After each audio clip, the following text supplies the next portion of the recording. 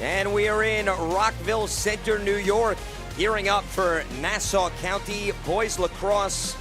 Farmingdale colliding with Southside as Southside goes for its third straight victory after seeing its 30-game home winning streak snapped about a week and a half ago. So glad you could join us here on the Varsity Media Sports Network.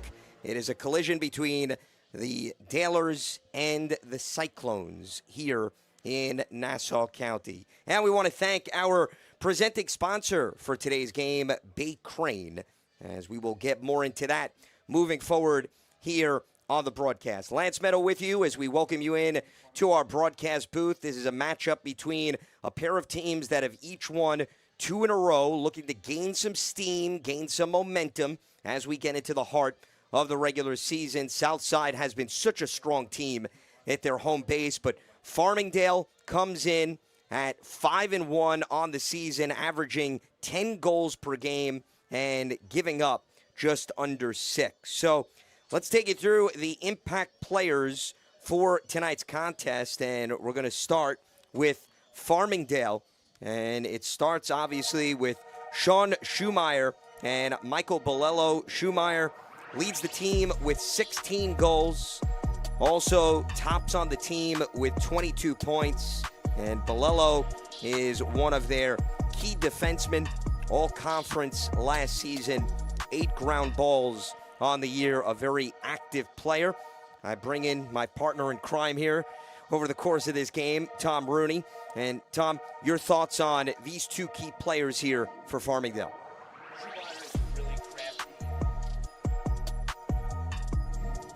There we go. Schumeyer is a really crafty lefty, a great outside shooter, has the ability to get his own shot. They run their offense a lot through Schumeyer, and they also look to skip him the ball with his shooting ability. Bolello is an extremely tough on-the-ball defender, and he'll have his hands full. A lot of good, talented offensive players for Southside. Let's flip the script and take you through Southside's 2 impact players. This is the 3rd time that we are broadcasting their game this season, so we've gotten a really good look at them. But Cole Perner and Tyler Samrani, Tom, often don't get mentioned because there's so much talent on this roster, but you see both of them with 9 goals apiece on the season here. Yeah, Perna is like a quarterback-type attackman. He's two-handed. He's headed to Iona, a Division I player. Really high IQ. They like to cycle the ball through him, let him make decisions. And Samrani is the big left-handed hammer shooter. First game we did, we saw him get to the middle of the field and really, shoot the ball well. That's his go-to. Farmingdale's starting lineup is a balanced attack. You look at their top scorer, Sean Schumeyer. We highlighted him off the top of the broadcast. Also in the midfield, they will be leaning on Mateo Asensio, as well as Jack Watros, who has 5 goals and 6 assists. And you look at their attack, as Jake Kunz has been doing a lot of heavy lifting, 4 goals for him. And then Quinn Sunday, second on the team with 12 goals and 20 points. The goalkeeper for Farmingdale is none other than Dominic Martellotti. As we take a look at him, the junior who is saving 68% of his shots, 57 saves on the season. He has allowed 27 goals, and he has allowed just 5 in each of the last 2 games. And Tom, this is a kid with a big physical presence. Yeah, listen, he's a big guy, but he's got really quick hands, and he's a better athlete than I think a lot of people realize. You're going to see the 10-man ride out of Farmingdale tonight. Martellotti comes out of the cage, and you'll see him running back in to make saves. He's very good between the pipes. The head coach of Farmingdale is Eric Dunn in his 3rd season. Product of Wantagh, took over in 2024 and has put his stamp all over this program. Let's take you through the starting lineup for Southside, a team that has many different options, especially on the attack. We highlighted Perner and Samrani off the top of the broadcast. Alec Nataro is their face-off guy midfielder. He's very active, 3 assists, 71 ground balls on the season. John Hawthorne with 4 goals this season. And then, of course, Jack Muscarella and Brendan Vetter, who's not listed, we'll see him as well, are 2 prolific scorers on the season for them. In goal is Jack DeSarlo, who is having a very strong campaign. Junior saving 54% of the shots that he is seeing. He has recorded 54 saves, 47 goals against, and he has been a very tough man to solve between the pipes. You see there, he's lefty, headed out to Utah. He's going to be a Utah Ute. Very, very big presence in the cage. The left-hand throw shooters off, so used to seeing righties. He's really good in his outlets. He's got that squatty stance that really makes you have to pick good spots in order to beat him. And the head coach is Steve DiPietro in his 19th year. He has gone to this program since 2008, product of West Hempstead, as his team going for a 3-game winning streak here in Rockville Center, New York. We will step aside. Coming up, the keys to the game, Farmingdale and Southside on the Varsity Media Sports Network.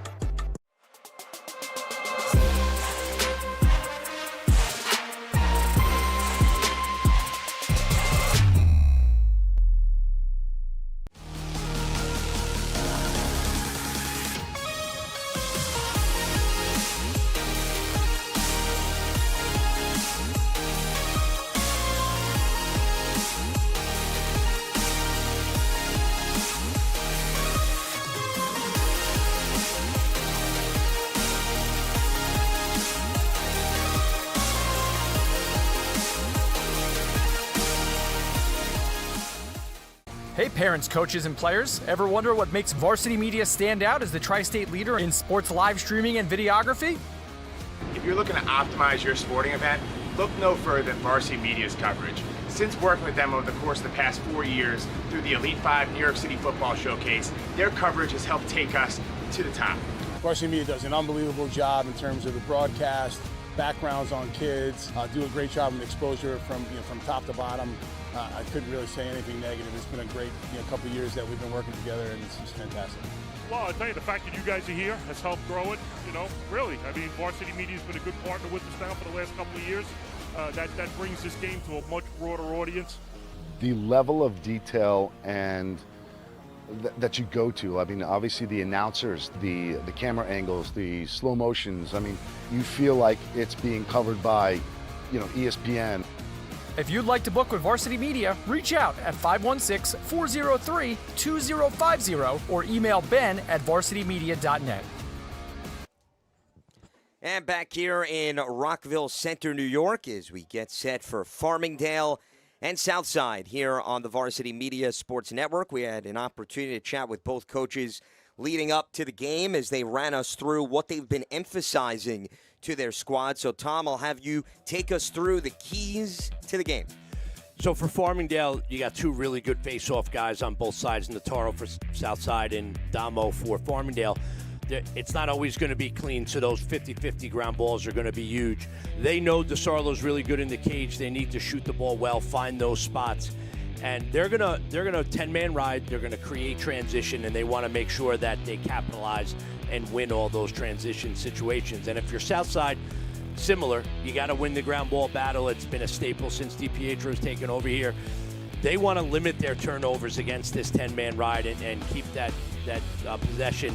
And they've talked about this. They like to communicate on both sides of the ball. When they're playing well, their offense and their defense are communicating with each other, and that's how they go. Well, speaking of the face-off, Alec Nataro, who is the head man in that department for Southside, won all 18 face-offs against Cary in their win on Thursday. It's the 3rd time in 7 games that he's been perfect this season, which says an awful lot about his capacity to dictate the tone and jumpstart the offense for Southside, and that's what you were getting into when you were going through the keys. Can they disrupt him because he's so savvy in winning in that circle? Yeah, and I think J.J. Damo has very quick hands, and I think he's a young man that's faced some top-level talent as well, so maybe the stats aren't quite where Notaro's are. This will probably be Notaro's biggest test here tonight. And, you know, when you're Southside and you're kind of always running downhill, winning the face-off, it'll be interesting to see how this battle goes. As we look at the percentages for each face-off guy, and Notaro coming in at 77%. To Tom's point, maybe Damo's numbers don't jump off the page, but still very strong at 67%. And those two are going to get ready to square off here to determine who is going to have the first possession of this game. Southside and Farmingdale have each won 2 in a row entering this contest. Farmingdale's won 4 of the last 5 matchups between these programs, including last season at home, 6-4. And coming out of the pile, it is still a ground ball here that has yet to be controlled. And finally, we are going to see a possession here for Farmingdale. Yeah, and that's what we talked about in the open.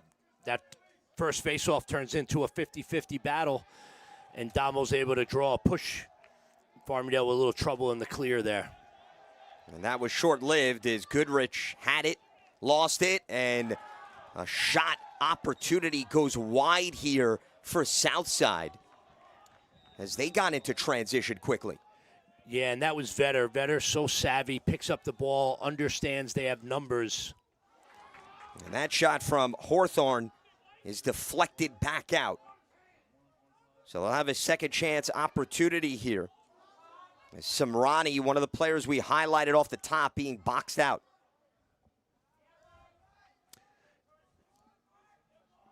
Yeah, this is a good matchup right here. This is Muscarella. Does a lot for this Southside team. Good initiator, good finisher. Now reset here on the perimeter. Hawthorne off the spin, and the pass dropped there by Perner. And off the takeaway, here comes Farmingdale. Galgano will shoot this if they don't stop him. And a pass down low in front. And a quick reaction there by DeSarlo to prevent an opportunity for Farmingdale. And then back the other end, Southside not on the same page as they were trying to feed it inside. Ryan Madden jump-starting things there. Yeah, a lot of good action. We got Galgano on one side with the long pole, and then Madden back the other way. You know, two athletic teams here. You're going to get a lot of up and down here tonight. And you see this Farmingdale team very, very well coached under Eric Dunn, getting opportunities right here off the clear. If you blink in this game, you may miss a moment, as both teams have been very active here in the first few minutes as we reach that 10-minute mark. I really like the Farmingdale midfield. This is Mateo Asenio, who really good athlete, and Watros. Those two guys have really fed off of Schumeyer and done a good job for the Dalers. Watros with 29 on the shot clock. A feed in the crease, and Southside read that beautifully to feed it back to DeSarlo, who's going to get the outlet here, and Southside is back in possession. This is the 10-man ride of Farmingdale. And it has been one takeaway after another here, as we see Martellotti getting involved here, the goalkeeper for Farmingdale. So Martellotti, I said it in the opener, he is not afraid to get out of the cage. You see him there about 60 yards outside the crease. Not only did he pick off the pass, Lance, but he had thoughts of going to the other cage himself. I thought he was going to run a transition opportunity all by himself there. If we get that, that could be fun.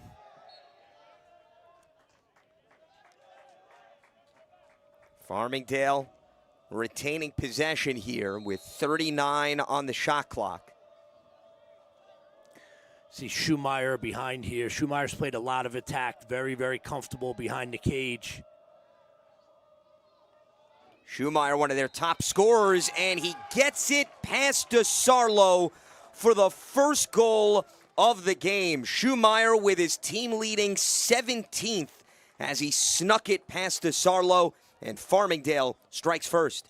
You see him dodging from behind here, runs right through that check and puts it in a great spot on DeSarlo right in the 5-hole. I mentioned he played a lot of attack. He's really comfortable dodging from a lot of areas and makes him a really tough cover. As he was circling around the south side defense, so Damo and Notaro going back at it here for the second time.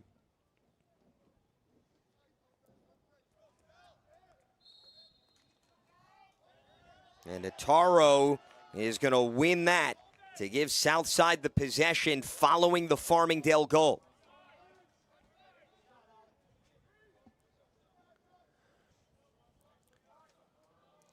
So we've really split the two face-offs. Notaro won that one cleanly. This will be our first settled look at the Southside offense.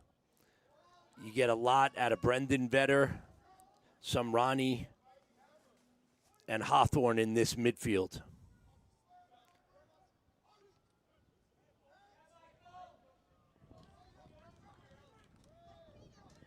Muscarella being kept out around the perimeter, looking for an alley. And this bouncer is going to roll somehow across to Perner, who tries to sneak it through. Excuse me, that was Vetter. And again, a nifty stop by Martellotti. Nice job by Martellotti matching the stick of Vetter. Vetter goes low, Martellotti goes low. And then you see a nice clear there. It looked like that was Spano. So here comes Farmingdale with a rocket towards the net. As that was Schumacher, and DeSarlo, I don't even knew what hit him, but he did make the stop. This is the spot where Southside's got to be really disciplined, handle this 10-man ride. Good job right there.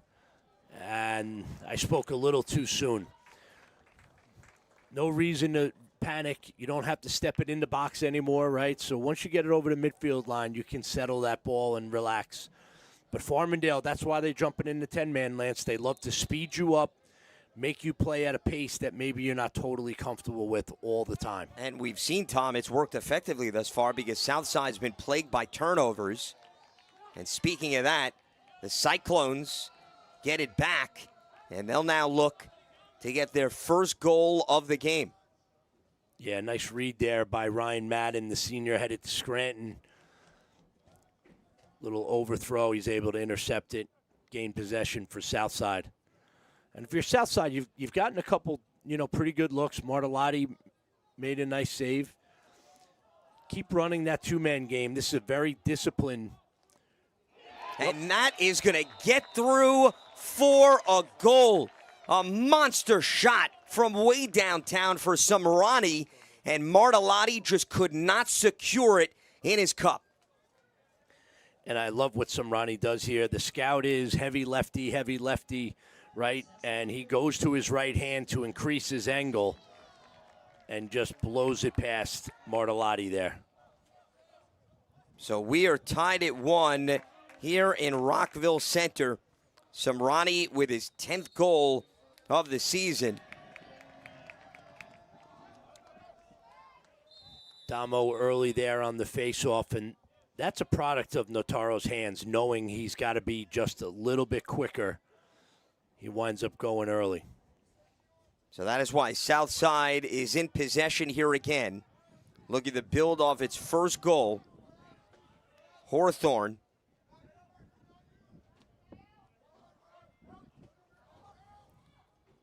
His jump shot goes wide, but it is going to stay with the Cyclones.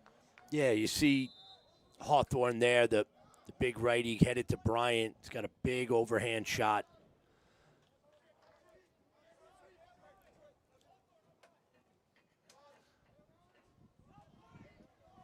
They've got 30 on the shot clock.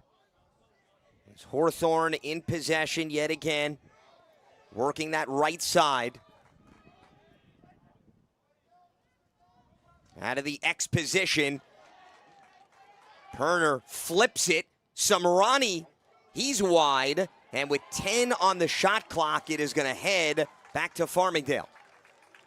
Yeah, Perna's shot came out of his stick funny, wound up in front of the cage, right to Samrani, who tries to go high again to beat Martellotti, just not on cage. To the naked eye, wasn't sure whether it was a shot or a pass because, as you mentioned, it actually wound up in his teammate's possession. But Farmingdale here now with a chance to untie the knot with under 5 minutes to go in the first quarter.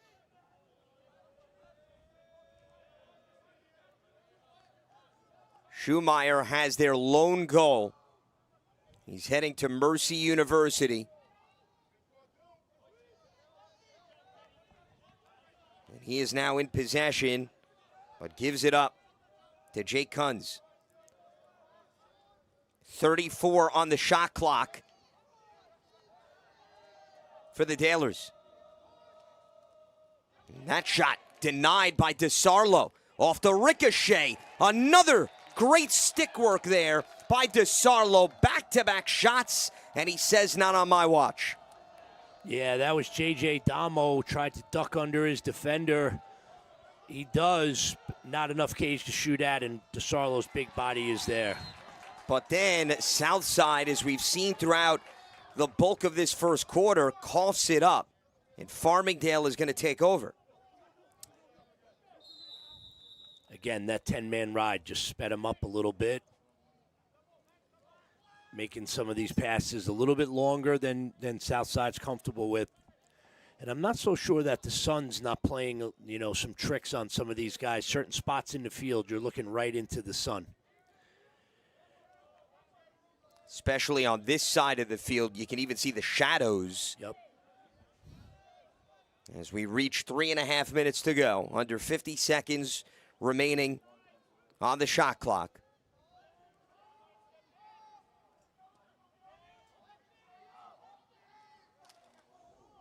A little weaving in and out of traffic, and that'll result in a goal.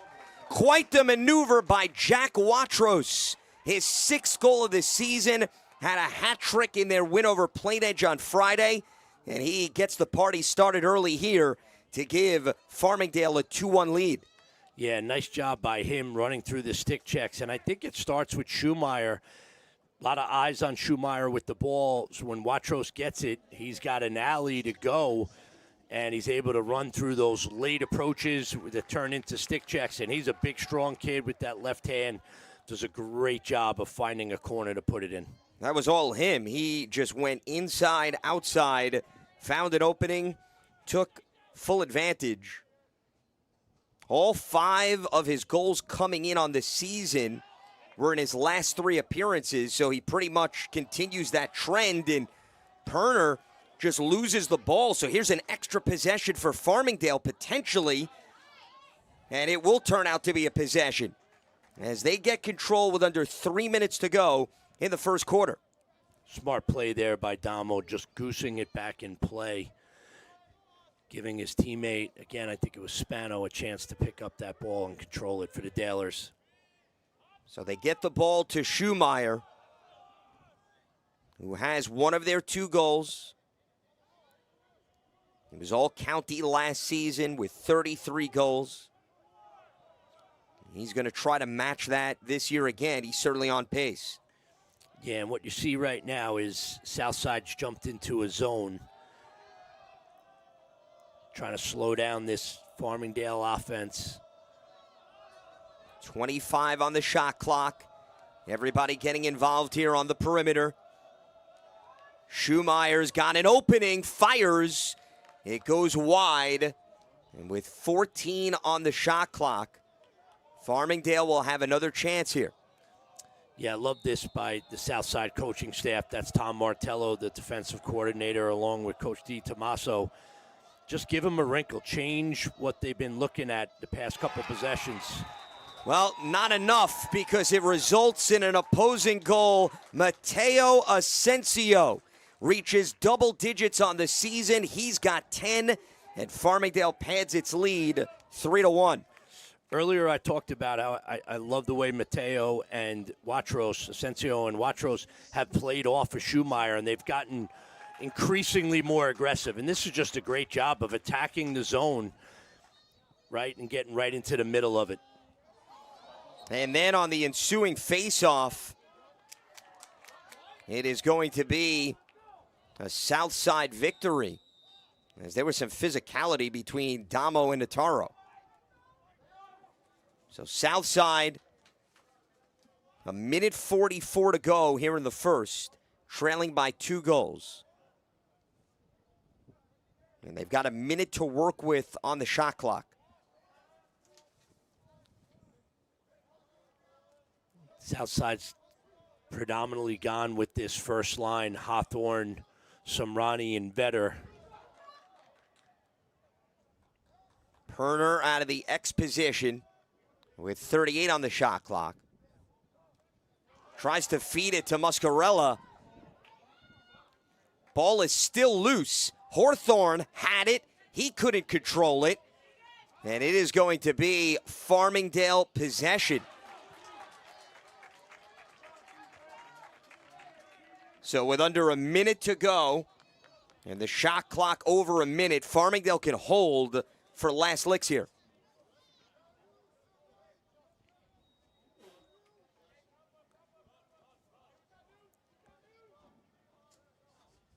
And that seems to be exactly what they're doing. They got it to Schumacher. He's going to give it up to Asensio. And the Dalers just milking the clock here with under 30 seconds to go. Yeah, very content to get the last shot up here. You got a 2-goal lead, and it looks like Southside might be back in that zone. Under 10 seconds. They try to feed it inside. Southside all over it. Loose ball. Farmingdale comes up with it. Schumacher, is he going to get it off? Yes, he is. And DeSarlo scoops it out of thin air to end quarter number 1. DeSarlo putting up a brick wall to make quite a closing statement after the first quarter of play. It has been some back and forth as we take a look at Watros flexing his muscles. He's got one of Farmingdale's 3 goals. Schumacher, their top scorer, with 1 as well. It's 3-1 in favor of Farmingdale after 1 on the Varsity Media Sports Network. You're watching Varsity Media, New York's high school sports network. Now is a great time to book a sportscast with Varsity Media. What sets our sportscast apart isn't just the quality of our production, it's the knowledge, passion, and professionalism that our announcers bring to every game. It's Merrill. Oh, look at a fake by Merrill. There's the spin again. Gary Merrill is not human. Touchdown, St. Anthony. Profeta!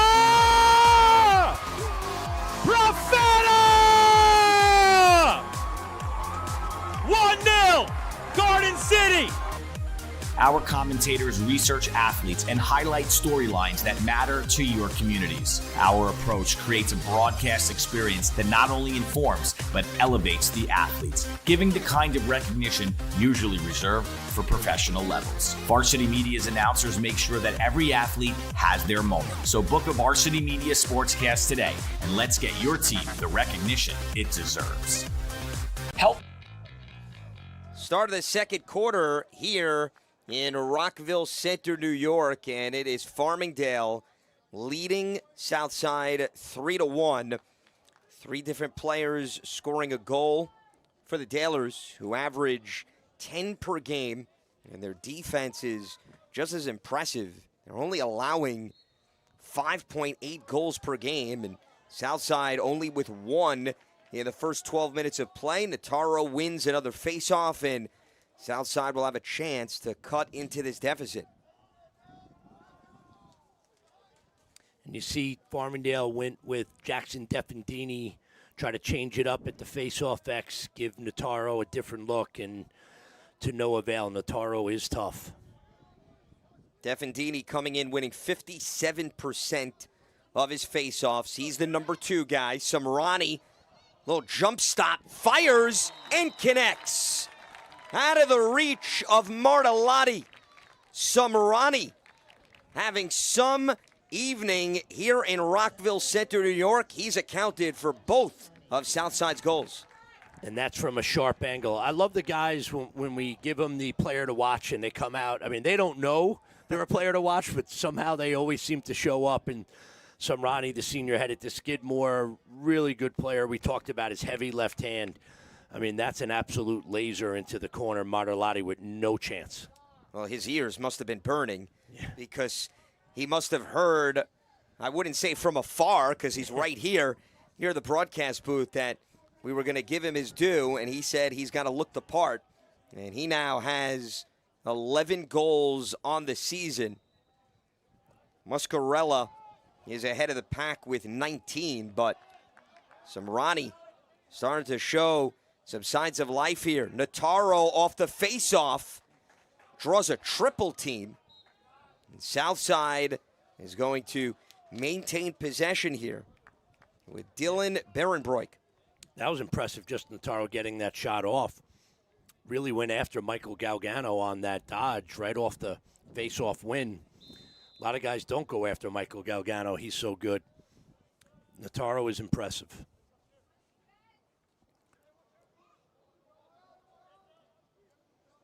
Southside's been doing a lot of two-man game, trying to find some short sticks to pick with their poles, guys covered with poles. Here's Brendan Vetter. Guy initiates a lot of offense for them. As Vetter fires towards the net and bounces wide. It'll stay with Southside. It'll be again Berenbroik with 30 on the shot clock.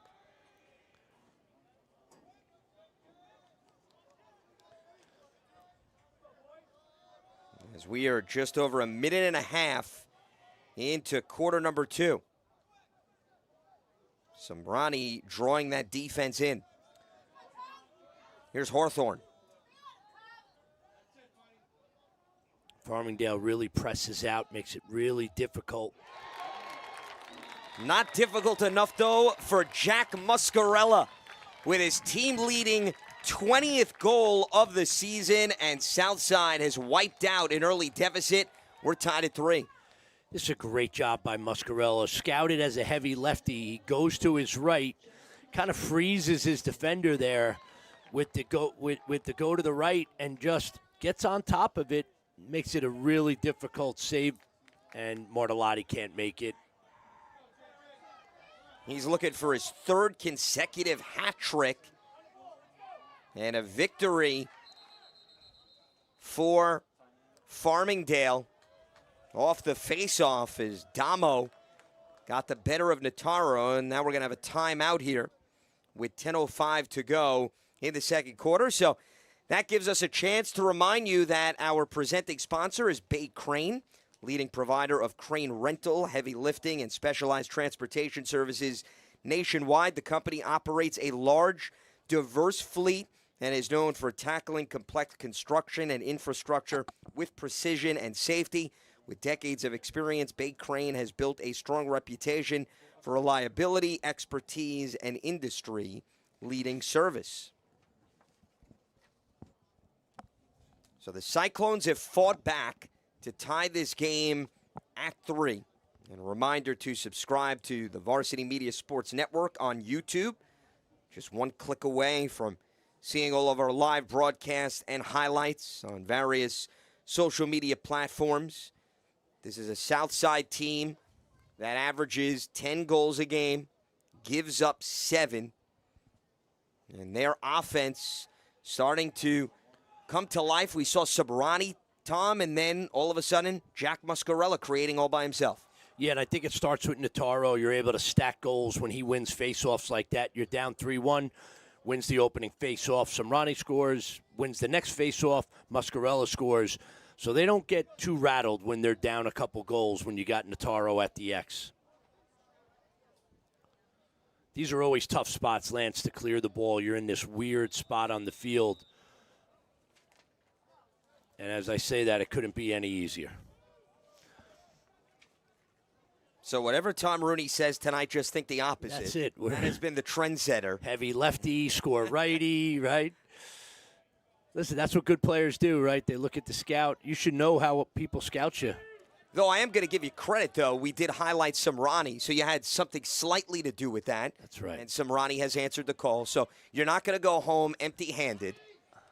As Farmingdale slithering through, and then it is DeSarlo that blocks a clear pathway for Watros. Yeah, he got tripped up. I think it might have been Mateo Arsenio. I'm not positive, but. Well, quickly back the other way. It was a wide open net, and Southside capitalizing and taking full advantage. Connor Erickson with the goal, his first of the season for the senior, and Southside has scored now 3 unanswered goals. Really heads-up play there by Connor Erickson. And when you're going to shoot on an open goal, you should always shoot low and try to bounce it, right? Because it just makes it that much more difficult. Martellotti, we talked about being a good athlete out of the cage, but that's tough to be running in and try to track a bouncing ball. And just like that, Southside's up 4-3.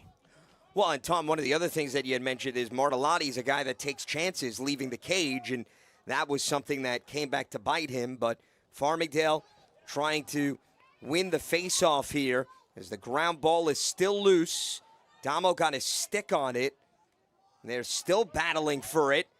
Who wants it more? And it is going to be Farmingdale.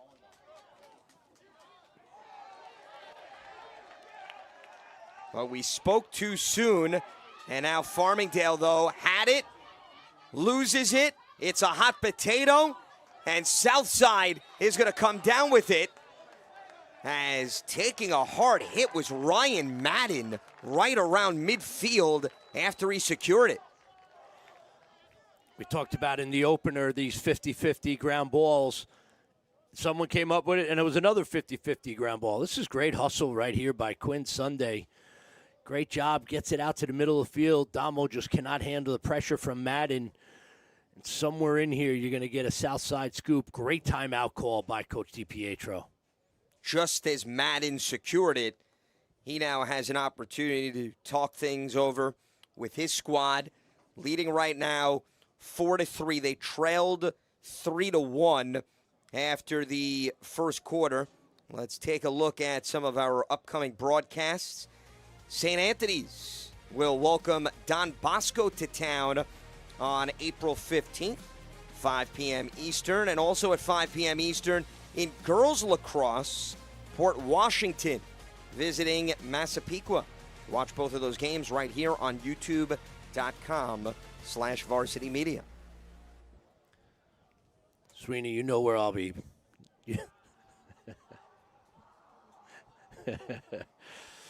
We got a good one here, Lance. These are two very competitive group of kids. I mean, everything has been contested.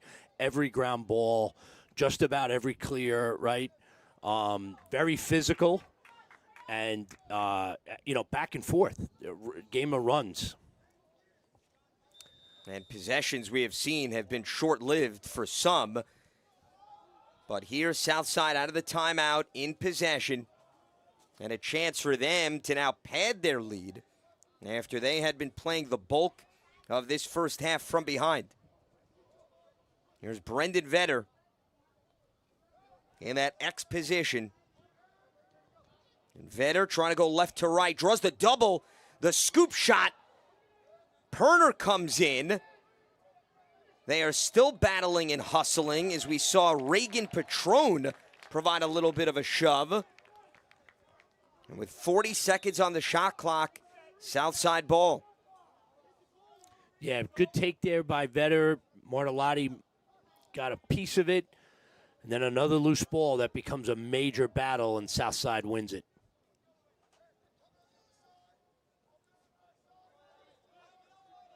Little two-man here for pick for Vetter. 15 on the shot clock for the Cyclones. Muscarella. He's got 8 to work with. Trying a little give-and-go action. Samrani's going to have to get rid of it.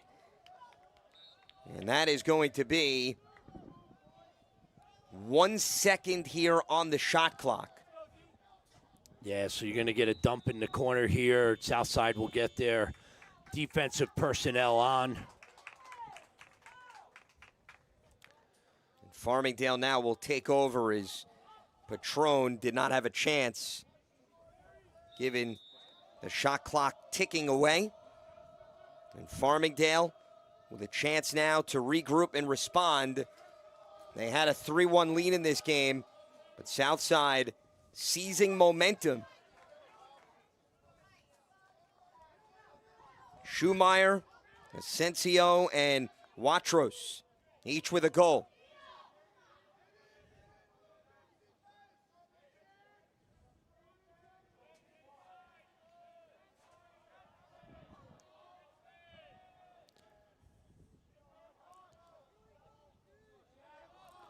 Farmingdale subbing on their first midfield. Here's Schumeyer, leading goal scorer, gets a pass in the slot and a slam dunk for Farmingdale. Coming in the form of Quinn Sunday, the senior attacker with his 13th goal of the season, and they have pulled this into a 4-4 knot. Great job there by Schumeyer, drawing two, gets the eyes, and he gets a slide and just slides a pass in there to Sunday right on top of DeSarlo for the finish. Schumeyer knows they're keying on him, right? So he draws two. He's able to get a bunch of eyes on him. Quinn Sunday does a really nice job of finding that open space and then finishing. So face-off now coming here between Nataro and Damo. And Nataro is going to take control with just under 6.5 minutes to go.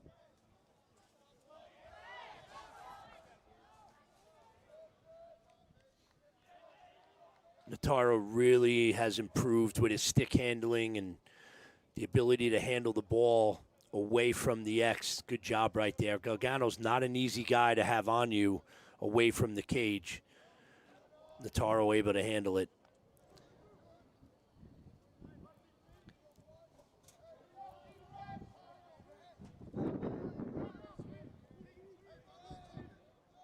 Here's Kieran Vetter, Brendan's brother.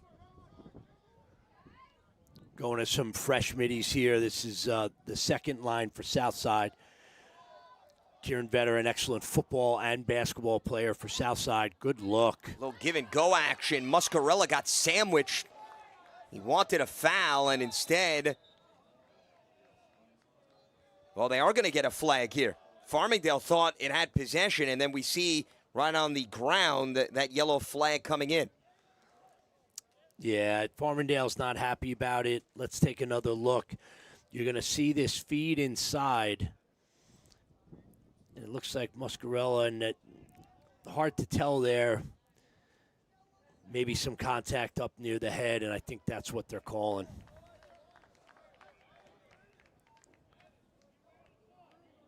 So a penalty against the Dalers.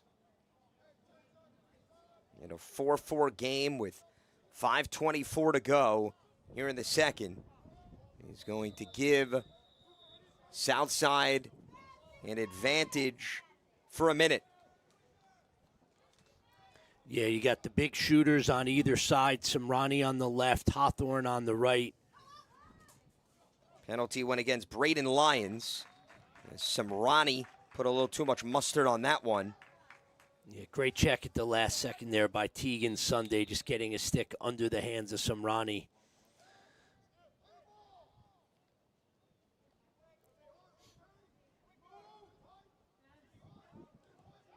Hawthorne trying the crossfield pass, nearly broken up. Hawthorne gets it back, and his shot wide and partially deflected by Martellotti. That's Hawthorne's sweet spot right there, that wing shot, the big, heavy right hand. And if you're Southside, you'd like to see just a little bit closer on some of these shots. Perner with the feed, gets it to Muscarella. They've had some opportunities on this possession, Southside. Can't find the back of the net thus far. Yeah, they reset the shot clock, but the penalty's almost over. That's a good job by Martellotti being on the pipe there. 2 seconds remaining on the penalty, so that is going to do it. And that shot ricocheted back out. Ball is still loose here. Could it be a transition opportunity for Farmingdale? But they still can't pick it up. And finally, Southside is going to get it back. And it is going to be the Dalers that will reclaim possession. Great check by Michael Bolello. Arrives right as the ball arrives. Gets his stick on the hands of Muscarella. But an ill-advised pass goes too high, and the turnover is starting to pile up here for both teams. This is the side of the field where you're looking right in the sun. That was Thomas Goodridge. I think the look was there. It just happened to be in a bad spot there with the sun.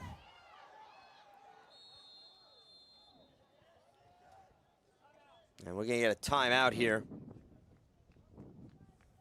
Southside was trying to clear right around midfield with 3:34 to go here in the second. This is the last 3 seasons for the Cyclones. Last year, Nassau County Class C final. And then prior to that, New York State Class B champions. And in 2023, Nassau Class B semifinals. In 2024, they were 21-1. A marvelous season for Steve DiPietro and company. He then wound up graduating 27 players from that state title team. And he was pleasantly surprised with how well they started a year ago. And this year, his team has a lot of talent that they developed throughout the program. And they had a bit of a hiccup against Syosset. We were here for that match on March 31st. But since then, they've bounced back with 2 straight victories. Yeah, this is a program now. It's not a year-to-year. You know, is he going to have a good group of seniors and a good team? I think that 24 team was a storybook team with his son and his friends that he developed all the way through, and it ends with the magical state championship.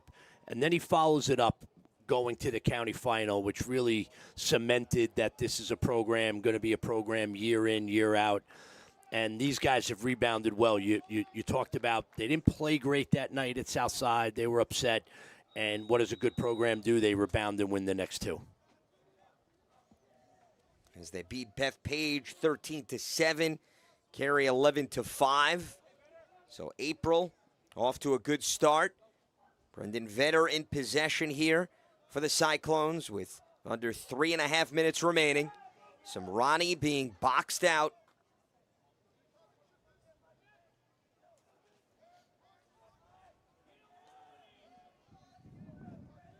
40 seconds on the shot clock for Southside. Here's Hawthorne. Hawthorne locking and loading, and it bounces wide. But Perner is there. And a chance for a restart. Southside's been consistently working this 2-man game. It's Hawthorne and Vetter on one side and Samrani and Muscarella on the other side. The D-middies for Farmingdale played really well, and there's another play there. As that was Vetter who was trying to cut through 2 defenders, and Bolello coming up with a possession.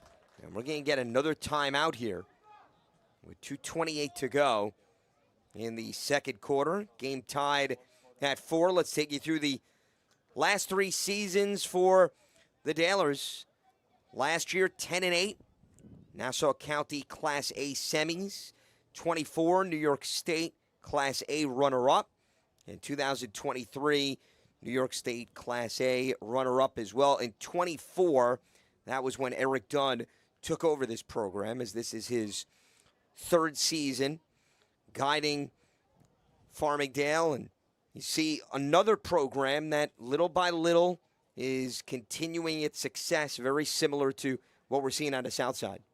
Yeah, the 23 team was a great group of kids led by goalie Mike Ippoliti, now up at Syracuse. Our buddy and former varsity media broadcaster Mike Hungerford was the head coach there. Hungerford retires, and they don't miss a beat in Farmingdale. Coach Dunn, tremendous coach. They go right back to the state finals. Last year, a little bit of a younger group. A lot of the guys you see out there now were on the field. He feels really good about this team. They're a very balanced team, very, very good on defense, good in the cage. They can face off well with Damo. They got to keep continuing to build on their offense. And I think they have pieces. We've seen Watros, we've seen Arsenio, and obviously Schumacher kind of leads that charge.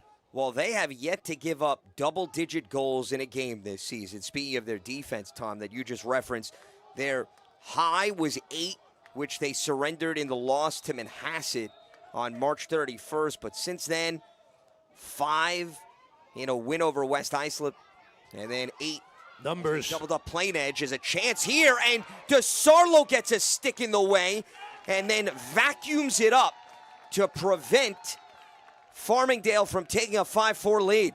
Yeah, Kunz had a really good look. I thought he had a one more across the Sunday. And if you don't have a great angle, Jack DeSarlo's got great hands, and he matched him with a point-blank save. We have seen Farmingdale try to catch Southside off guard, but to no avail.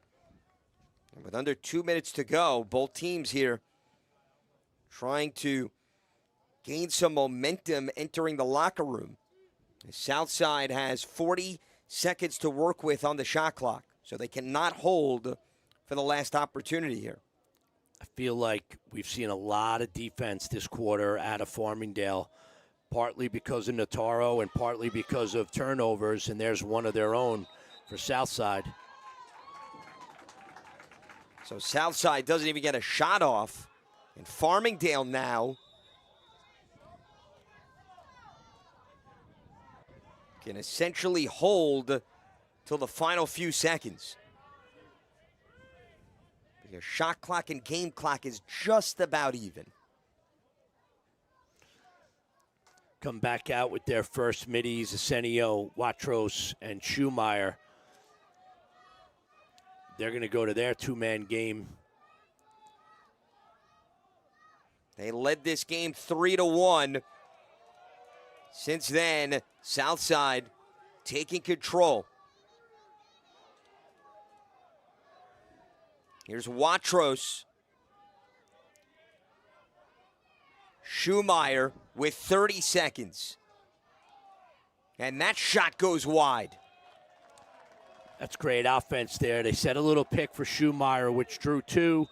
Watros with the one more to Arsenio just misses the cage. 13 seconds on the shot clock. Here's Watros going right to left. The extra pass. Deflected. Can Southside get the takeaway? And it is going to be a shot clock violation. We talked about defense, Tom. Well, Southside preventing Farmingdale from getting a clear path. Yeah, I love the zone they threw out there. Really slowed down the Farmingdale offense.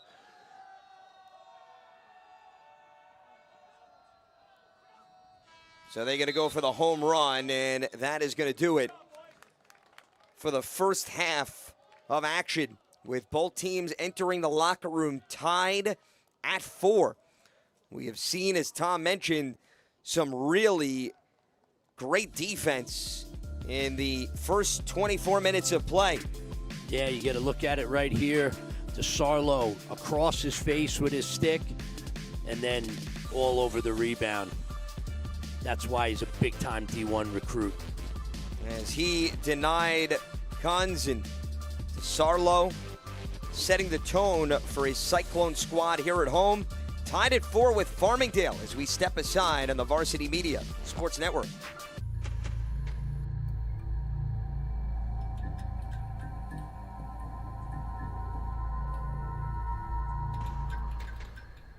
Now is a great time to book a sportscast with Varsity Media. What sets our sportscast apart isn't just the quality of our production, it's the knowledge, passion, and professionalism that our announcers bring to every game.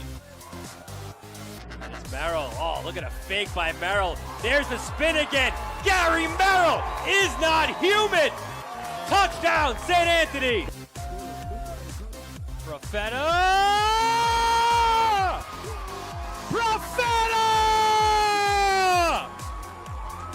1-0, Garden City.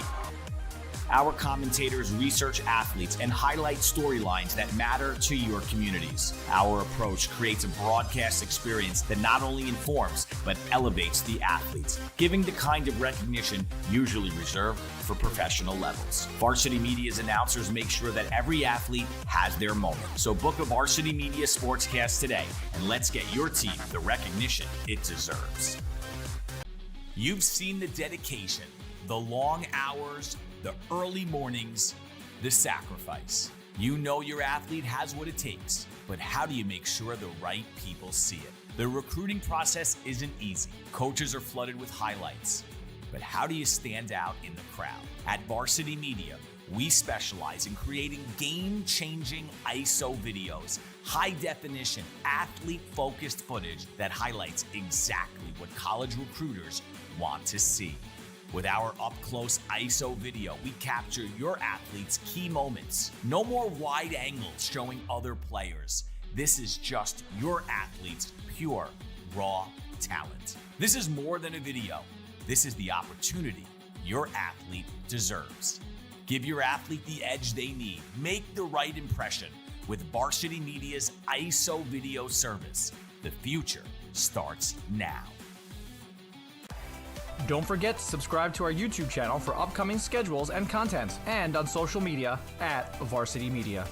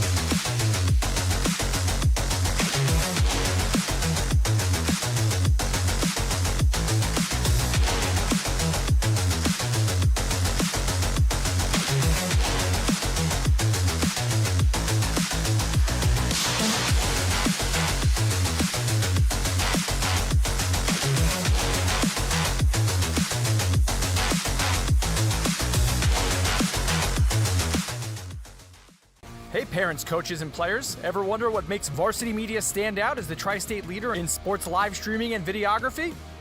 Well, I've been working with Varsity Media for, 14 years. When we have video needs, whether that be a game, whether that be a practice, whether it be social media, it's nice to know that somebody understands what we're looking for without asking for it. We started working with Varsity Media back in 2021, and since then they've been an absolute game changer, putting our event on the map. Varsity Media couldn't be a better partner, and if you're looking to optimize your event, I couldn't recommend them anymore. It's been great for us. You know, the kids really get excited when they know that Varsity Media is going to be here. Not just what's happening on the football field, but all the excitement that's around it. It really boosts the environment here, and everybody gets really excited for what's going on. Varsity Media, it's reliable, professional, and the quality work is fantastic. It's like watching ESPN. The announcers are unreal, really do a great job of speaking to the coaches to get the knowledge of the players, the season, what's going on with the team. There is nothing better than Varsity Media doing a live broadcast. If you'd like to book with Varsity Media, reach out at 516-403-2050 or email ben@varsitymedia.net.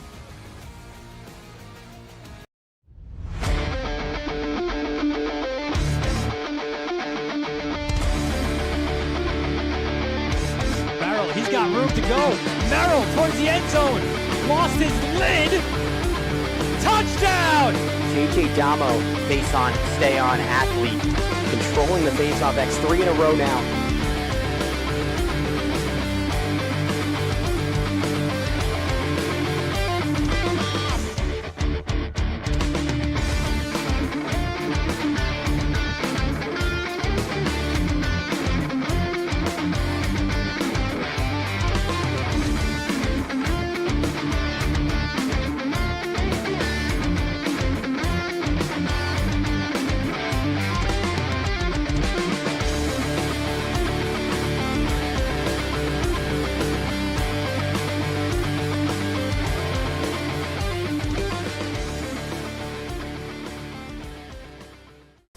latest news in high school sports, be sure to check out varsitymedia.net or follow us on social media at Varsity Media.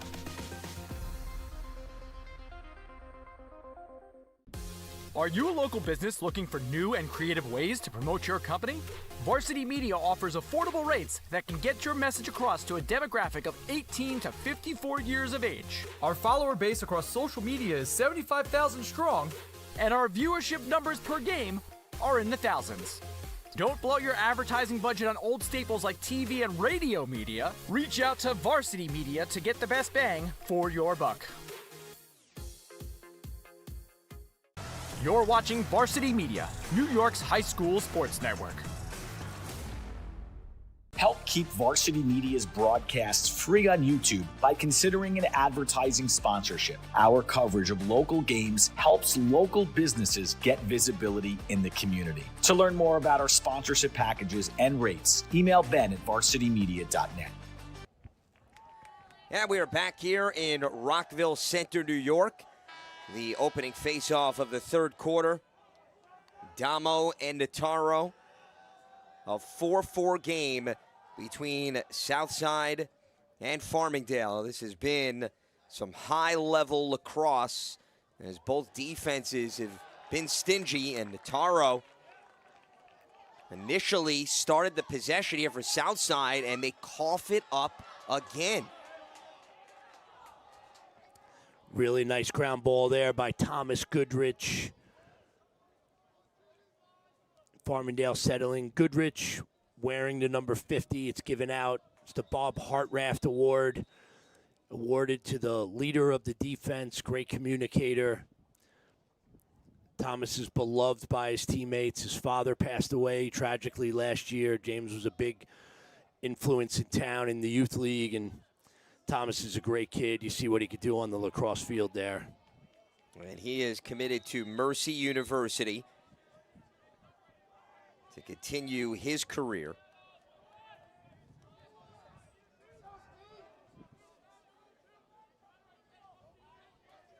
"50 seconds on the shot clock here for Farmingdale after Southside turned it over. Now the Dalers will have a chance to move back in front after having an initial 3-1 lead, as that shot bounces right into DeSarlo's stick. And again, DeSarlo has made it very difficult for Farmingdale to get these shots through. Yeah, one of the keys to the game, right, was shooting the ball well. Great ride here. You see Quinn Sunday. Great job. Now they got to worry about the clock. Smart play by Hawthorne. Maybe a transition opportunity here for Southside.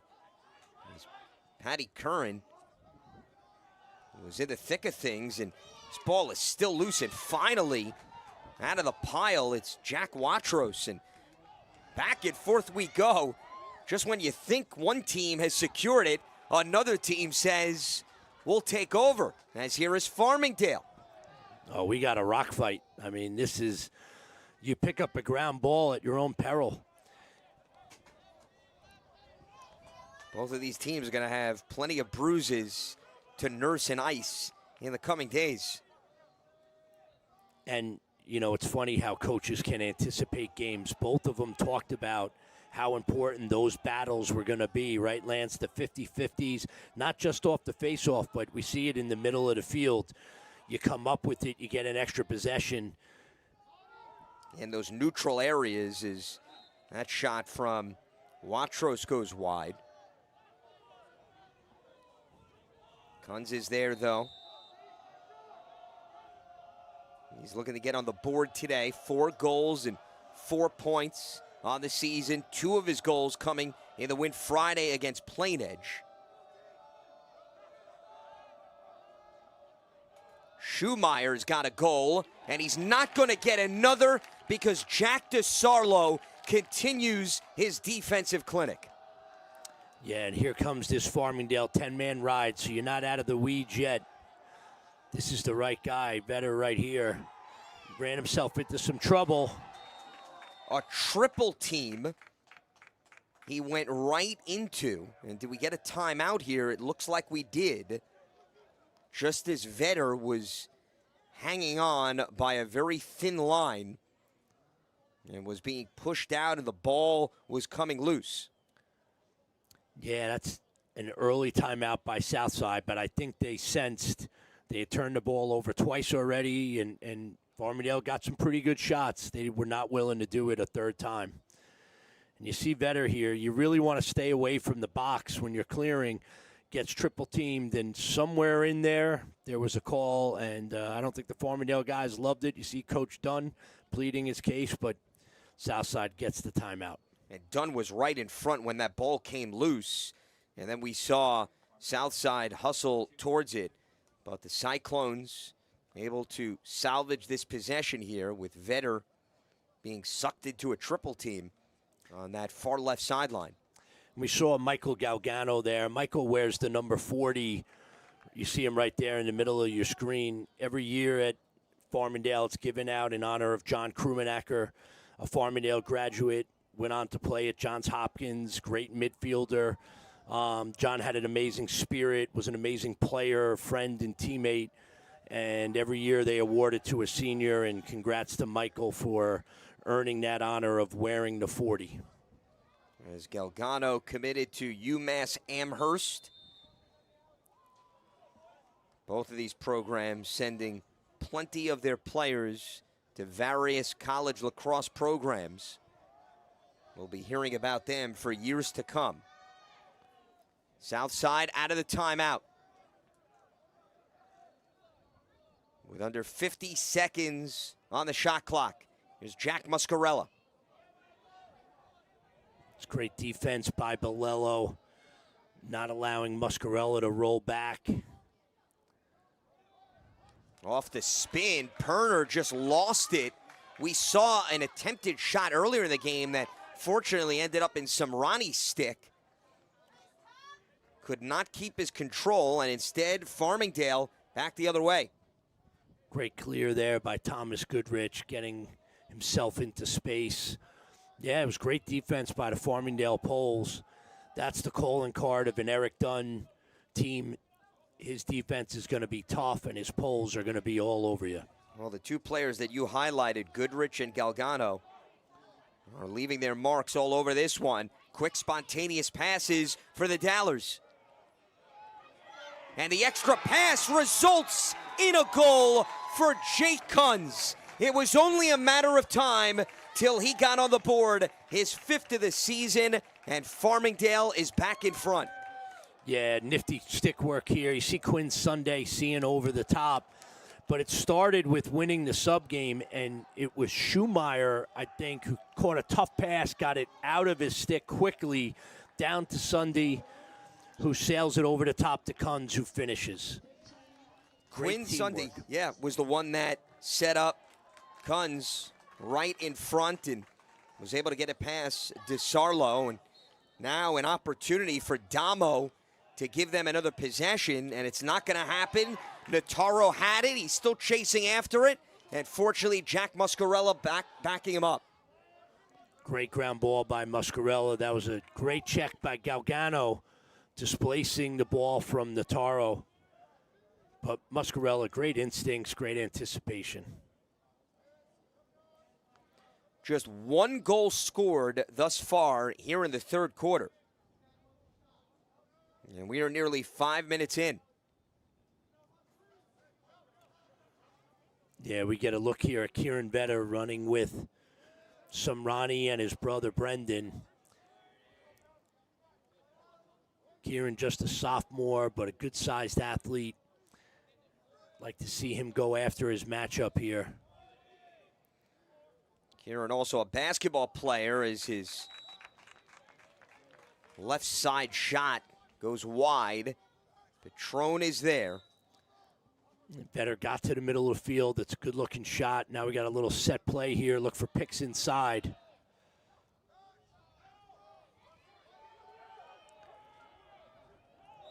Perner giving up to Muscarella. And this is going to head back to Farmingdale. Southside player stepped in the crease there. Unfortunate because Perna had a short stick and they were looking to dodge.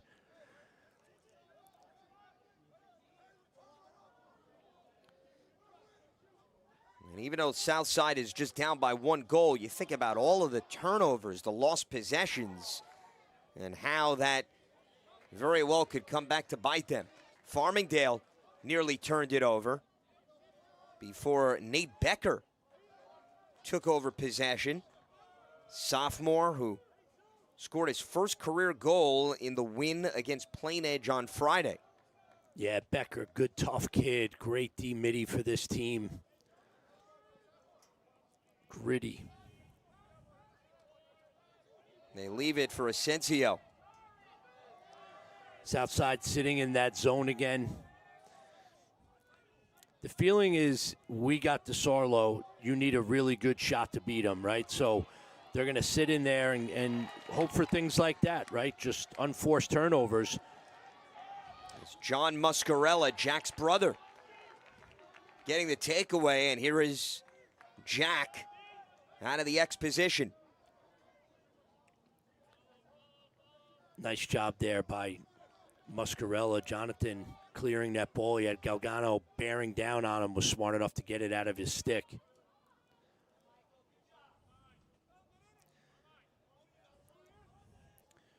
Really impressed with Michael Bolello there on defense. He has Muscarella, the senior, going to Connecticut College. He has been absolutely brutal to dodge against for Muscarella. As Hawthorne unleashes, Martellotti got a piece of it, and it is going to stay here with Southside.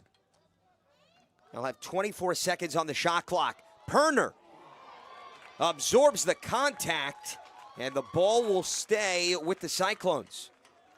Yeah, that's a ball that Perner probably wishes he shot just a step earlier there. Jack Muscarella, 10 on the shot clock. The cross field pass. Perner, he's got 4. Perner right into the stick of Martellotti. Farmingdale defense is really stepping up now.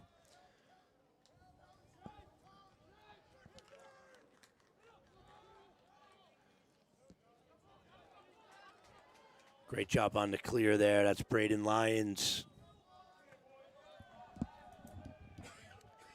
You can kind of sense, Lance, that Farmingdale is settling into this game. Defense has gotten a couple stops in a row. The offense seems pretty energized by the last goal there by Kunz. And if they can solve this zone and build a lead, it's going to be tough for Southside to come back. Farmingdale trying to pad its advantage with 32 on the shot clock. Here's Damo getting involved, their face-off guy. He'll get it back straight away, and DeSarlo, just a snake, gobbling it up right in front of the cage. Another big save, but you got numbers here if you push. Muscarella getting boxed out. Bolello again. Muscarella almost got underneath him, and Bolello just strong enough to hold him off. As Jack fires and bounces it through for the game-tying goal. El Capitan with his second of the day, and Southside rings the bell yet again with Jack Muscarella doing it all alone. Yeah, I think he got tired of banging bodies with Bolello and said, you know what, forget about running into you or trying to run by you. I'll just shoot around you. And he uses Bolello's body as a screen and catches Martellotti into the bottom corner. Great shot. Muscarella is a super savvy player. You know, he just seems to always be around these ground balls, the overthrows.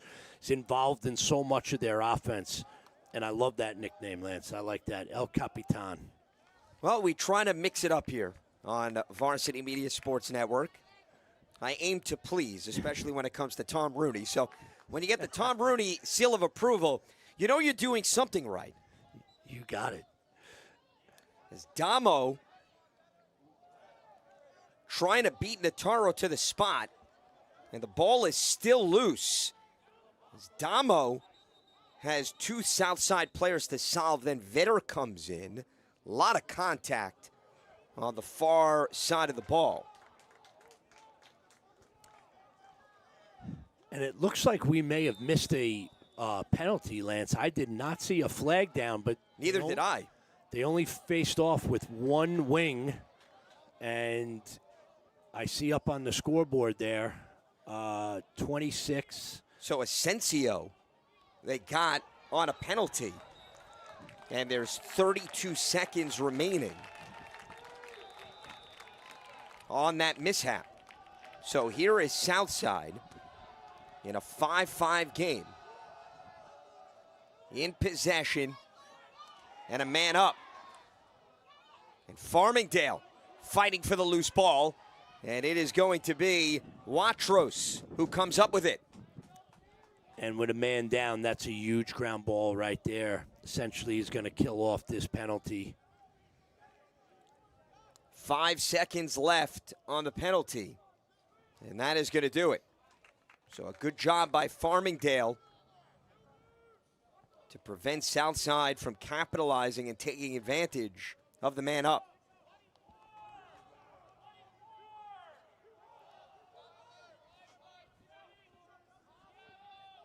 "35 seconds on the shot clock for the Dalers.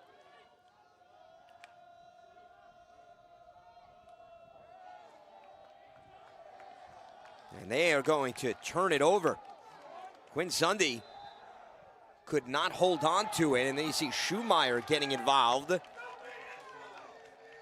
And Southside's sideline emotional and energized here.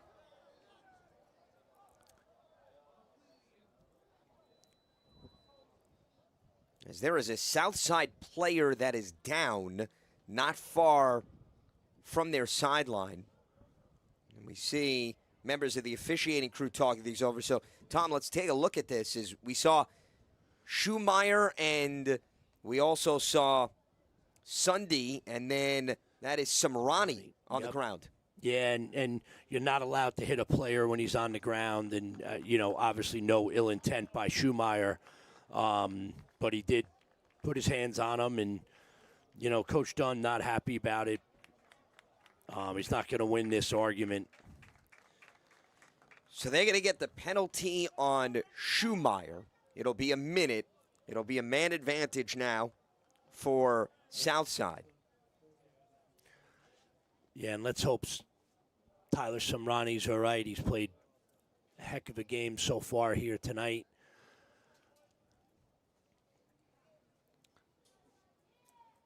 Has 2 goals, 11 now on the season. He's had at least 1 goal in all 5 of his appearances this season coming in, so he can make it 6. And the senior, who was going to take his talents to Skidmore College, was really responsible for igniting the comeback earlier in the game for Southside, as we see Kieran Vetter is going to jumpstart things. So normally on the man up, Southside has Samrani, and it looks like that will be Kieran Vetter's spot on this left side. So look for Hawthorne on the other side, the big righty, to get his hands free.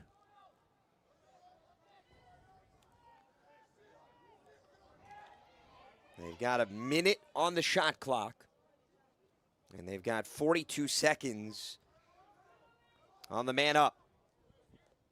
Around the perimeter it goes. Jack Muscarella scored their last goal to tie the game at 5. Here's Hawthorne. And Hawthorne goes wide right on the shot with 22 seconds remaining on the penalty. Yeah, and I think if you're Farmingdale, you'll take that shot from that far out. Hawthorne's the guy that they want to see shoot, but they want to see something a little bit closer. Look at this takeaway by Lyons. And Lyons then took a hit, and a flag is going to come in. This will be a delayed penalty as Farmingdale with Damo being chased here by Vetter and Papadopoulos.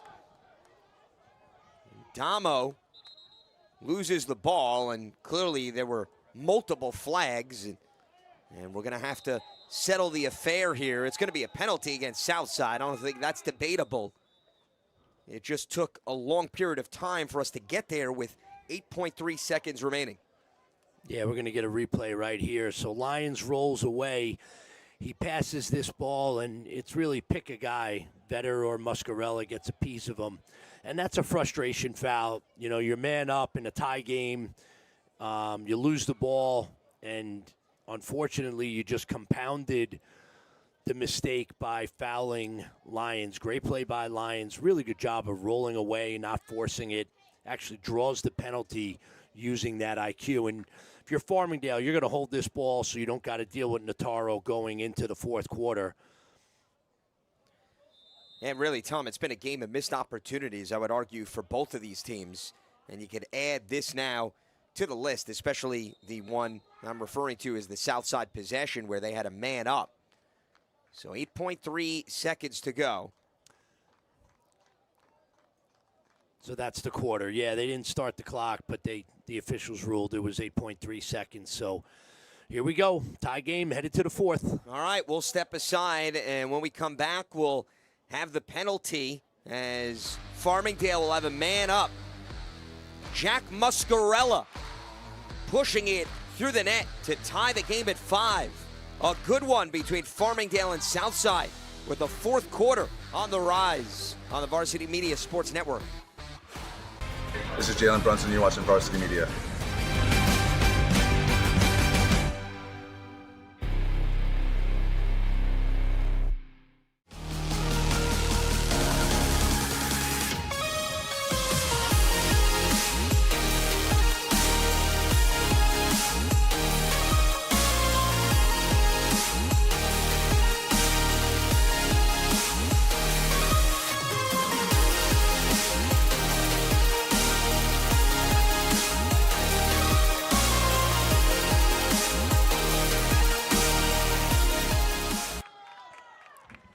And a reminder that Bay Crane is our presenting sponsor for this game, a leading provider of crane rental, heavy lifting, and specialized transportation services nationwide. The company operates a large, diverse fleet and is known for tackling complex construction and infrastructure with precision and safety. With decades of experience, Bay Crane has built a strong reputation for reliability, expertise, and industry-leading service.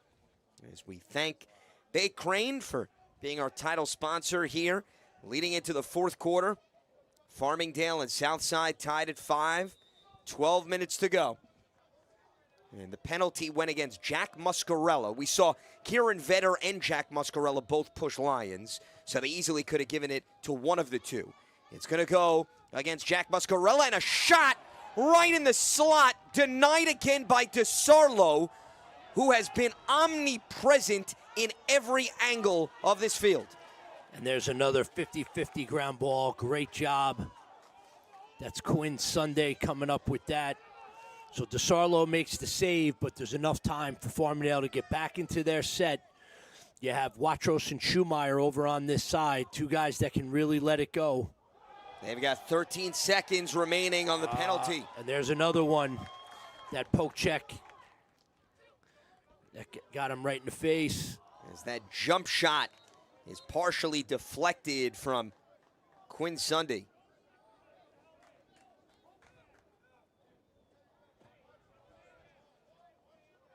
Two seconds remaining on the penalty. Here's Kunz, who has one of Farmingdale's 5 goals.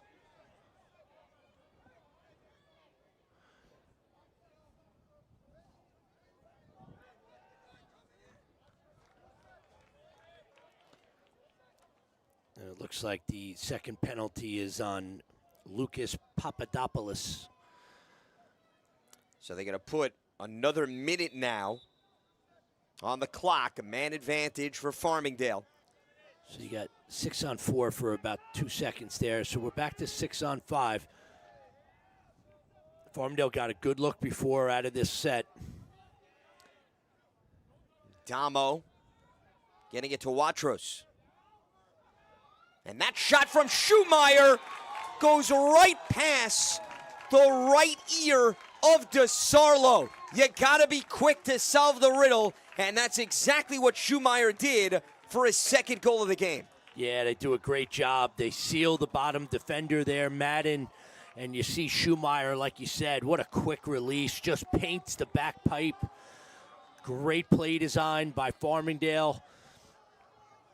I love coming out in the fourth quarter, right? You got to go out and grab a lead. You come out, you got to make sure that your best guy gives you an opportunity, and Schumacher delivers.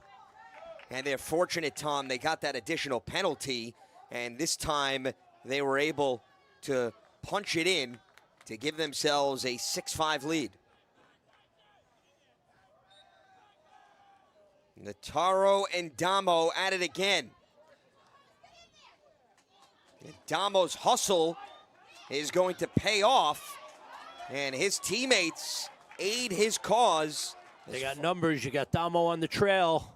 Damo couldn't get his stick out in time, and another takeaway for John Muscarella. Great job by Muscarella. He's got Galgano breathing down his neck. Farmingdale had numbers there. Damo just couldn't handle it. They had the classic 5-on-4 break. That's a huge missed opportunity there from Farmingdale. Another absolute rock fight on the face-off. A 50-50 ground ball that Thomas Goodrich comes up with to give Farmingdale possession, but throw it away, and it's John Muscarella going back the other way with a great handle. Tom, I don't know if we've had a clean face-off win in this game. It seems as if there's been very few. Yeah. You're right. Here's Patron.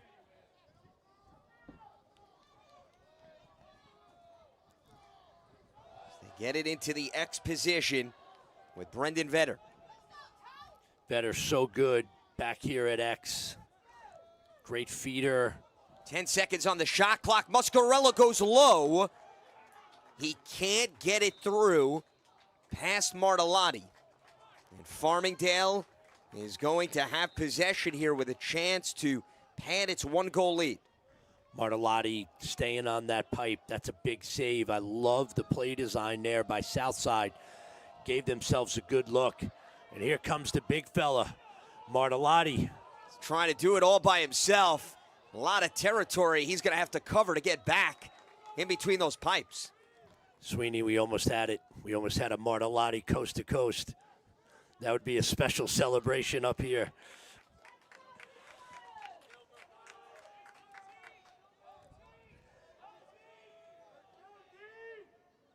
That also may have been a dream for our breakout goaltending sponsor, too. Yeah, and there's got to be a pizza place in Farmingdale that would do something for Dominic Martellotti, right, if he goes coast to coast for a goal.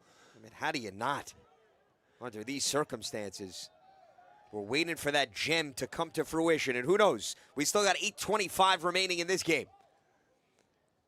Farmingdale trying to get a shot off. Schumacher's got a pair. Here's Watros, 18 on the shot clock.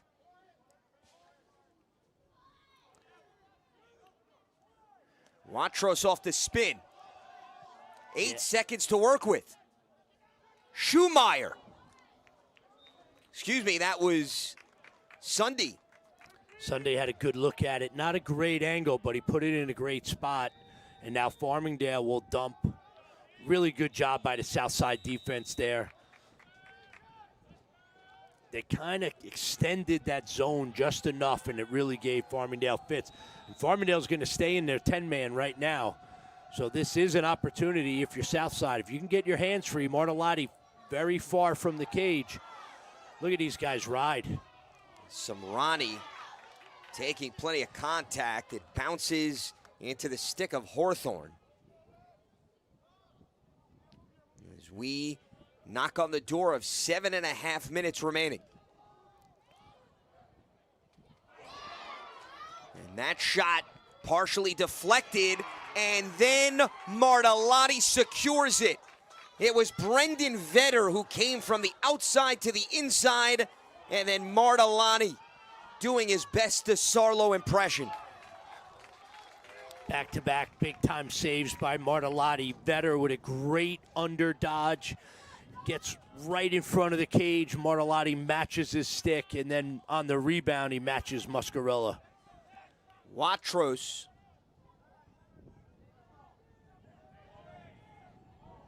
And a drop there by Watros is going to give it back to Southside. Madden, another guy with numbers here. Let's see. You got Kieran Vetter. Vetter thinking about a shot. Instead, gives it up to Hawthorne.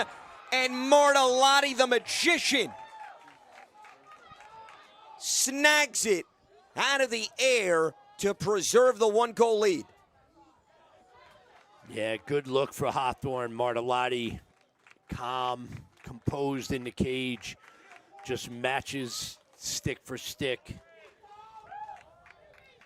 That's a big stop right there. They had numbers, Lance, coming down, and those are often the spots where you can get off a good shot, just not able to capitalize. Southside is going to go back and watch this film, and they're going to play the coulda, woulda, shoulda game. A lot of missed opportunities. Meanwhile, LIU cannot wait to get their hands on Martellotti,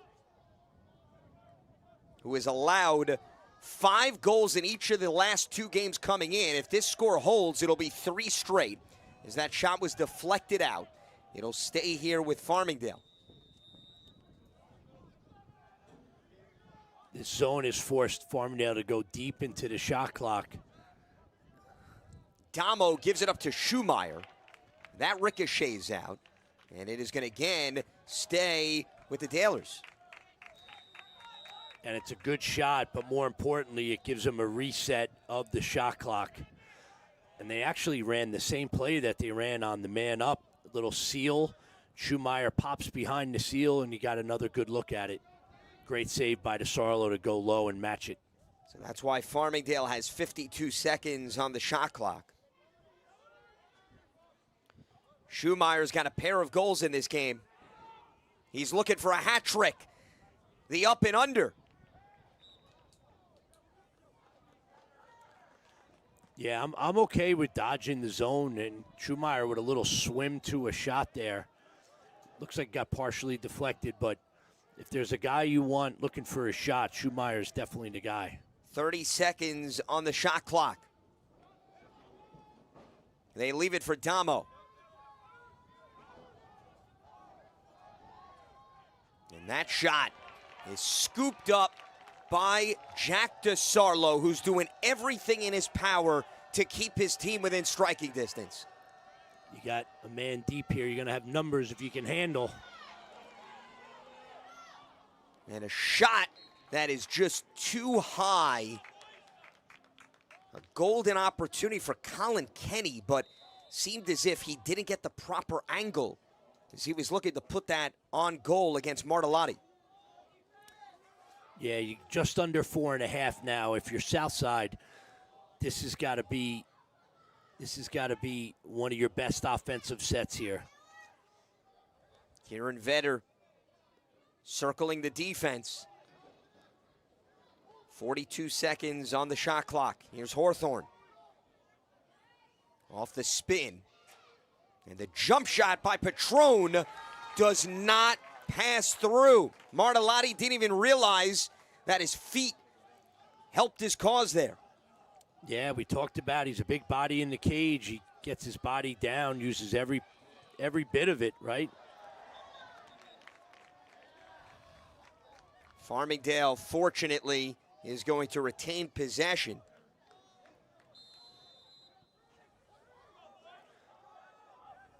As we've got personnel shuffling in and out.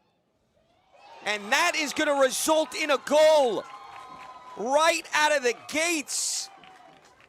Jake Kunz with his second of the day, and that adds much-needed insurance to make it a 7-5 game. And Kunz is actually trying to feed this across, and what you get is a deflection off of Southside's stick there. He's looking to go cross-crease. He's got Sunday on the backside, and it just deflects off a defender's stick. And listen, it's not easy to beat DeSarlo in the cage, right? And it doesn't help when you get some unfortunate bounces. But listen, you're not out of it when you have Notaro. I think that may have been the stick of Papadopoulos that got a piece of the ball that then changed trajectory past DeSarlo. But with 3:20 to go, Farmingdale up by 2 goals and now in possession here. And it's not always how many faceoffs you win, Lance. It's always about win and the timeliness. Damo's been battling all night. He's come up with some 50-50, but in a huge spot where you get a 2-goal cushion and you really want to drain the shot clock and the game clock, he wins it clean, basically buying you a full minute here if you're Farmingdale. That's a great job by Damo. Damo, honorable mention, All-County a year ago. He also has chipped in on the scoring front this season with 6 goals. But he has had quite the battle with Notaro tonight. 6 seconds on the shot clock. Will Farmingdale get something off? No, they won't. Southside with a defensive stop. And they are looking to get an outlet pass here. John Muscarella. Farmingdale with a huge takeaway as Schumeyer takes a hit from behind. And a timeout taken. Great hustle there by Schumeyer. And it is going to be Farmingdale's possession. And that is why their sideline is going nuts here down the stretch of the game. Great call there by Coach Dunn. So here is the upcoming schedule for Farmingdale as they will host Long Beach on the 17th, then visit Syosset before home games against Plainview JFK as well as Oceanside. That'll take us through the remainder of April.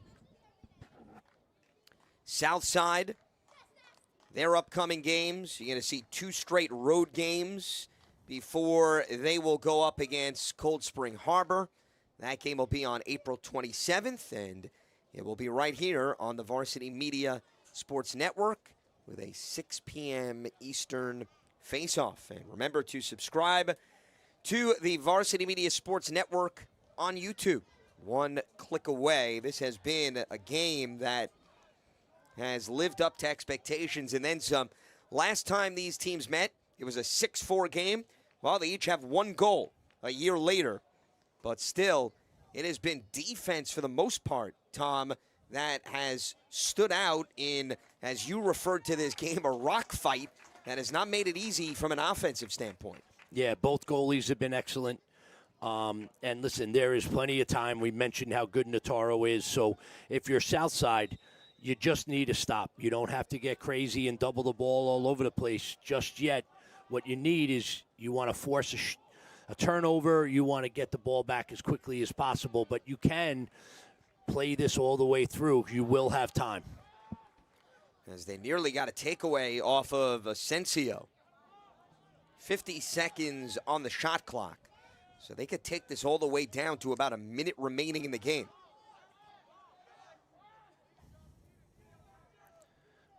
Muscarella's the right guy on the ball there. Here's Watros, and DeSarlo interrupts the party. Ball is still loose. It's on the ground. And finally, Southside takes back possession and hurls it down the field. And how about Martellotti getting down and dirty? Southside and Farmingdale still battling here. No one is in possession. Everybody's on the ground. And finally, Bolello comes up with it. But it is going to be Southside possession. I feel like we've seen that scene a couple times in this game. Unreal. These guys have really got after each other. Now, if you're Southside, you don't got to get crazy, but you got to try to score quick here. Under a minute to go, Jack Muscarella loses footing. Perner takes over. Here's Hawthorne, and Hawthorne finds the back of the net.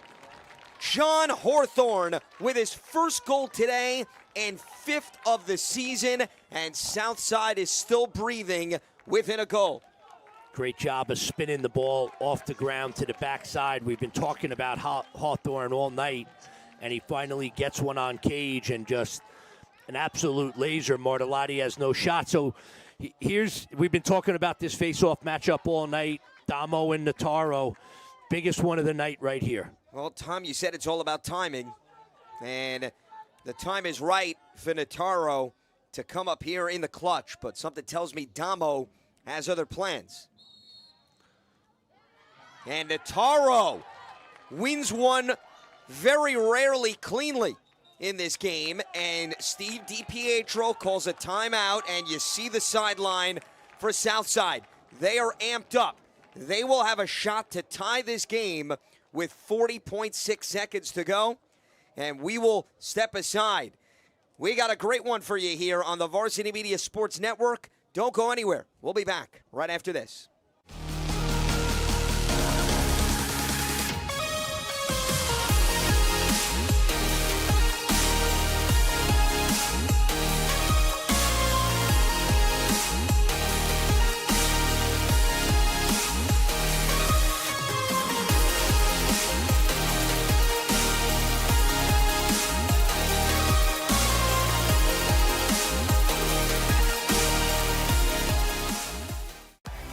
Don't forget to subscribe to our YouTube channel for upcoming schedules and content, and on social media at Varsity Media. A beautiful shot of the sun setting here in Rockville Center, New York. And Cyclones of Southside have an opportunity here. They won the face-off with Notaro. Steve DiPietro taking a timeout. His team down by a goal. And they are now here in possession. So, Tom, what are you looking for here if you're Southside? Yeah, I'd like to see them get the ball behind. They ran a little play with some pick action inside. They've been in this spot before, Lance. They were down to Gil St. Bernard, came back late, so let's see what they go to. As Notaro was the hero in that game, Hawthorne had the last goal. 28.2 seconds, Samrani, his bouncer. Just past Martellotti. Vetter was the hero. Brendan Vetter was the hero against Gil St. Bernard. Got to go now. They give it up. Samrani. Here's Jack Muscarella, their top scorer. 10 seconds remaining. Muscarella loses footing. 4 seconds. Samrani. Deflected by Martellotti with 2.4 seconds to go. And Farmingdale is feeling it. They are going to put up the Hail Mary and celebrate on the road their third straight win. West Islip, Plain Edge, and now Southside, 7-6. Farmingdale holds on to improve to 6-1, and Southside, remarkably, a team that had won 30 straight home games, has dropped its second in last 3 right here in their backyard, Tom. Yeah, you know what? This was a great game, and this was a game that Southside, you know, you mentioned it. They're going to look back and say, coulda, shoulda, woulda. There was a bunch of opportunities for them, and a lot of that had to do with Dominic Martelletto with some of the outstanding saves that he made, and this is a good learning experience for them. So let's take you to the save of the game. It is the Breakout Goaltending Save of the Game, brought to you by the Breakout Goaltending Group, Long Island's longest-running goalie-exclusive training program, serving boys and girls elementary through college age all year round since 2004. Today's Breakout Save of the Game winner receives a certificate good for 1 complimentary lesson with Long Island's finest Breakout Goaltending Group. Visit them online at breakoutgoaltending.com. We had a lot of choices, Tom, in this game, but here is the winning Breakout Save of the Game. Well, it starts with Vetter getting under, matches the stick, and then here comes the follow-up 2 for $1 right there, and Martelotti's all over it. Big spot in the game. Again, better. I mean, just an excellent dodge. And look at that save. Oh, that's with the hands. Tremendous by Martelotti. And then Muscarella over the short stick. Martelotti matches it again, and that's why you are the breakout goalie with the breakout save of the game. Dominic Martelotti has given up no more than 6 goals in each of the last 3 games as he is taken care of here shortly after helping his team secure a victory. He got a piece of that last shot by Samrani, and he is our goaltender who has delivered down the stretch here in giving Farmingdale a 7-6 victory and a chance now for them to take their 3-game winning streak into their next game. A team with a lot of momentum, Tom. Yeah, this is, I talked about it during the broadcast, Lance. It's a very balanced team, really good in the cage, an excellent defense. That's kind of what they're built on. You have Damo at the X, and then you have this offense that's kind of finding some other guys. You know you have Schumacher. Watros is starting to, show himself. Asensio is starting to show himself. And then Kunz and Sunday are great compliments to that. This Farmingdale team just keeps improving.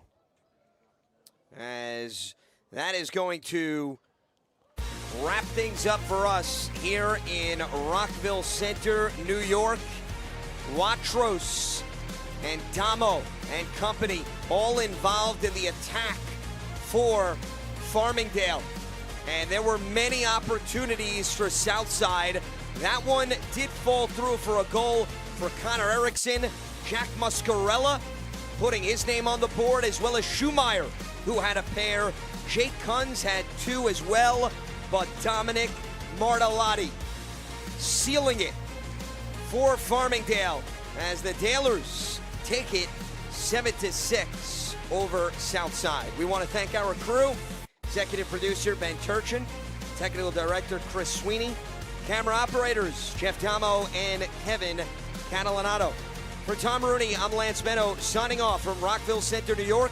Final score once again, Farmingdale 7, Southside 6, as Farmingdale improves to 6-1 on a 3-game rise.